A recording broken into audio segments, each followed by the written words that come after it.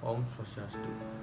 Nama saya Giovanni, NIM 16621210058, jurusan Arsitektur Universitas Paramadina. Baik, untuk mengefisiensikan waktu, saya langsung saja mulai presentasinya.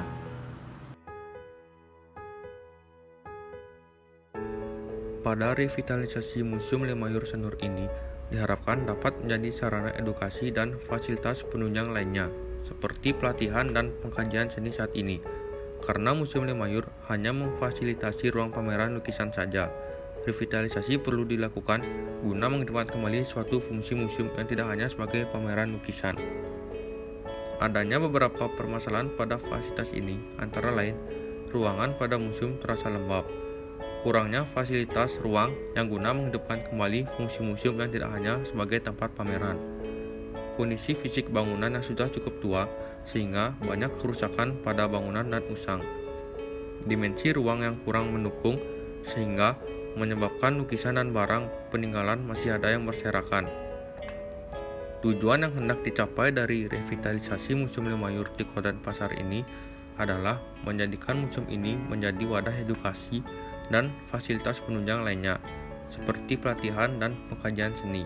Saat ini, karena Museum Lemayur hanya memfasilitasi ruang pameran lukisan saja, revitalisasi perlu dilakukan guna menghidupkan kembali fungsi museum yang tidak hanya sebagai pameran lukisan, seiring dengan perkembangan teknologi dan zaman.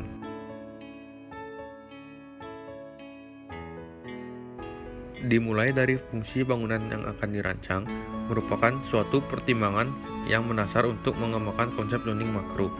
Existing set dan karakteristik set yang dimiliki oleh museum ini merupakan acuan pertama untuk merancang konsep zoning ini. Private, semi-public, dan public merupakan tiga komponen zona makro yang menjadi acuan pada zoning secara mikro. Zoning mikro yang terdapat pada set ini merupakan hasil dari acuan sebelumnya, yang mempertimbangkan aspek dari set itu sendiri sampai aspek pemrograman yang sudah lebih dulu dirancang. Berdasarkan sifat ruang, zoning dibagi menjadi tiga sifat ruang, yaitu ruang utama, ruang penunjang, dan ruang servis.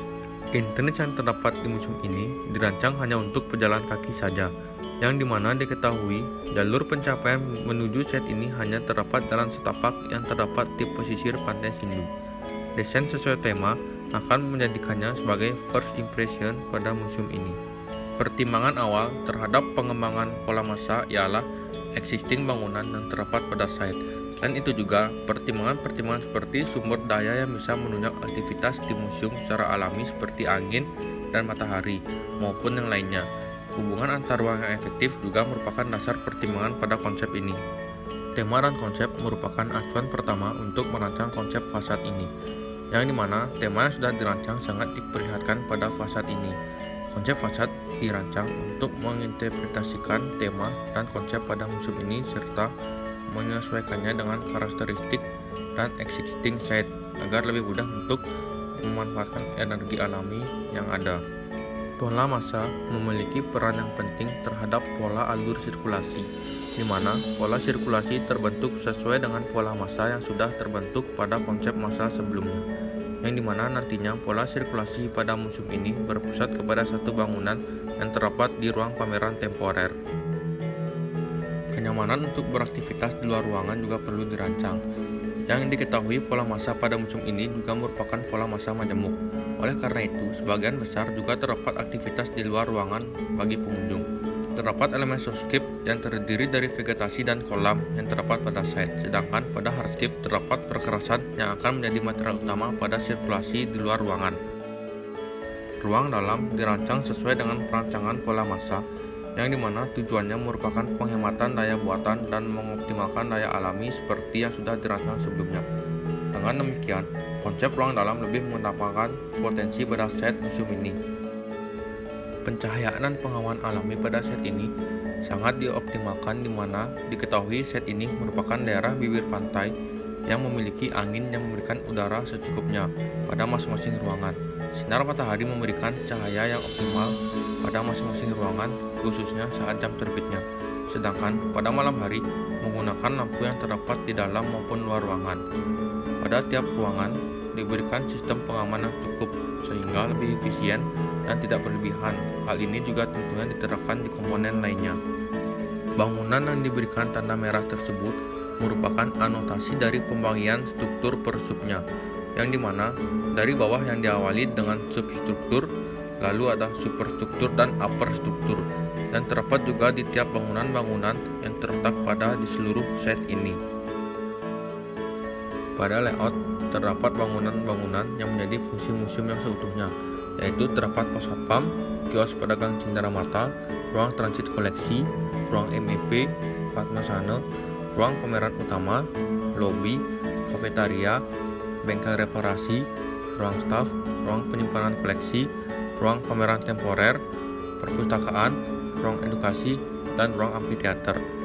Bangunan yang bisa disamakan dari revitalisasi museum ini ialah bangunan pameran utama, di mana bangunan tersebut merupakan rumah dari pelukis Lemayur yang bisa dijadikan sebagai wadah konservasi untuk kepentingan pendidikan.